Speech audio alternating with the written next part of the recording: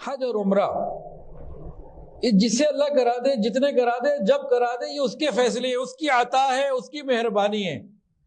چاہے تو امیر کو ہر سال لے جائے اور چاہے تو امیر ہر سال یورپ بھی جائے، دنیا کے چکر لگائے، لیکن حج عمرے پہ نہ جائے، اور چاہے تو غریب کو ہر سال لے جائے اور چاہے تو غریب کو بھی نہ بلائے۔ اس کا گھر ہے، اس کی مرضی ہے۔ بھئی ہمارے گھر میں کون آتا ہے جی؟ جس کو ہم بلانا چاہتے ہیں وہی آتا ہے نا، کہ ہر آدمی آ جاتا ہے؟ جس کو ہم نہیں بلانا چاہتے وہ ہمارے گھر نہیں آتا ہے۔ ایسے ہی ہے نا جی احمد بھائی، کہ کوئی بھی منہ کھول اٹھا کے آ جاتا ہے۔ تو اللہ کا گھر اللہ جسے چاہے بلا لے۔ 1400 سال میں بے شمار ایسے واقعات ہیں کہ ایسے ایسے لوگوں کو اللہ نے بلایا، حیران ہوتا بندہ۔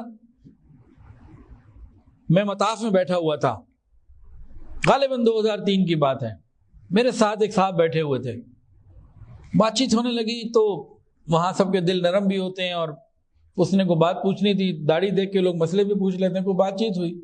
بات چیت کے دوران میں نے اس سے پوچھا بھئی تم کیسے آئے ہو؟ اس زمانے میں 1 لاکھ روپے میں 1,02,000 روپے کا میرا وہ خرچہ ہوا تھا اس پہلے حج کا، پہلی دفعہ کا، جس میں 40 دن آنا جانا، کھانا پینا، قربانی سب کچھ شامل تھا، اور اس میں سے بھی کچھ 2-4 ہزار روپے بچ گئے ہوں گے۔ یہ اس زمانے کی بات کر رہا ہوں، 2003 کا غالباً یہ واقعہ۔ مطاف میں ساتھ بیٹھا ہوا تھا، اس نے کہا جی میں گجرانوالہ کے کسی گاؤں میں، گجرانوالہ کے قریب کسی علاقے کا ہوں، اور میرے پاس وسائل تو تھے نہیں کہ میں جاؤں عمرے پہ یا حج پہ۔ حج پہ بیٹھا تھا، اس زمانے عمرہ تو اور سستا تھا، 15-18 ہزار میں، 20 ہزار میں شاید ہوتا تھا، بہرحال جو بھی ریٹ ہوگا۔ تو کہنے لگا میرے دل میں آیا کہ میں عمرہ کروں، تو میری لال مرچوں کے کاروبار تھا، پنساری کی چھوٹی سی میری دکان تھی، گروسری کی چند چیزیں بیچتا تھا، مرچیں اور اس طرح کے نمک وغیرہ۔ میرے پاس وسائل بھی نہیں تھے، اتنے بھی نہیں تھے کہ جسے ٹکٹ آ جائے۔ دل میں تھا کہ میں عمرے پہ جاؤں، حج پہ جاؤں، اللہ مجھے اپنا گھر دکھا دے، اور میرے پاس فرض بھی نہیں تھا۔ خیر میں نے پیسے جمع کرنے شروع کیے، مانگنا شروع کیا، مانگتا رہا۔ پھر میری والدہ کا انتقال جب ہوا نا، تو انہوں نے مجھے کچھ پیسے دیے تھے 30-40 ہزار روپے کے قریب، کہ بیٹا یہ لے لو۔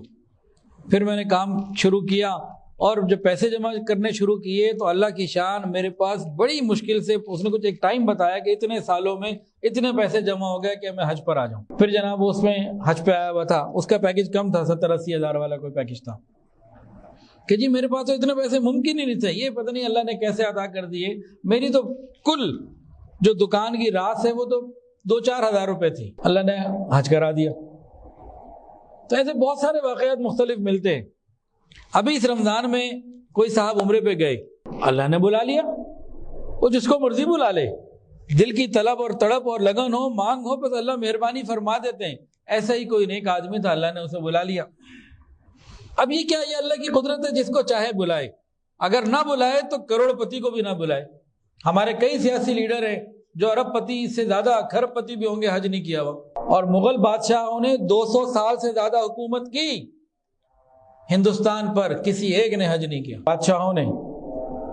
اس میں ایک بادشاہ ایسے تھے اورنگزیب عالمگیر رحمۃ اللہ علیہ، بہت نیک اور متقی، ان کے پاس وسائل نہیں تھے، ان پہ حج فرض ہی نہیں تھا، وہ اس لیے نہیں آئے، ورنہ باعمل آدمی تھے وہ، اور باقی بڑے بڑے وسائل والے تھے۔ انہوں نے تو بیت المال کو بیت الماء سمجھا ہوا تھا، وہ بھی حج نہیں کر سکے۔ تو مغل بادشاہ نہیں حج پہ جا سکے، بھائی اللہ اصل بادشاہ تو پھر اللہ نے جس کو چاہے بلا لے۔ تو ایک بندے کو اللہ نے بلا لیا عمرے پہ، تو یہ اللہ کی قدرت ہے، اللہ کی دین ہے، جس کو چاہے بلا لے۔ اب ہم لوگوں نے کیا کیا؟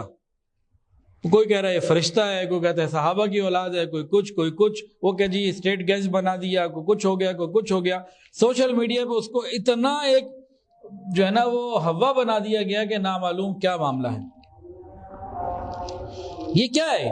یہ ہمارا رویہ ہے جو غلط ہے، کوئی تحقیق نہیں، کوئی پتہ نہیں، ہر آدمی اپنی بولی جا رہا ہے۔ تو جب ہم نے بس سوشل میڈیا پہ ایک چیز وائرل ہوئی اور آگے بھیجنی ہے، حقیقت کیا ہے اس کی طرف پتہ ہی نہیں۔ جنہوں نے کہا ہے کہ فرشتوں کی اولاد ہے، انبیاء کی ہے، صحابہ کی اولاد ہے، سب بے دلیل باتیں ہیں، قیامت کے دن ثابت کرنی پڑیں گی۔ ہر آدمی وائرل کرنے پہ لگا ہوا، یہ کیا رویہ ہے؟ ہاں اگر اللہ نے اس کو قبول کیا، اس کو، اس کے خاندان کو بار بار حج عمرے کے لیے بلائے، وہ الگ معاملہ ہے۔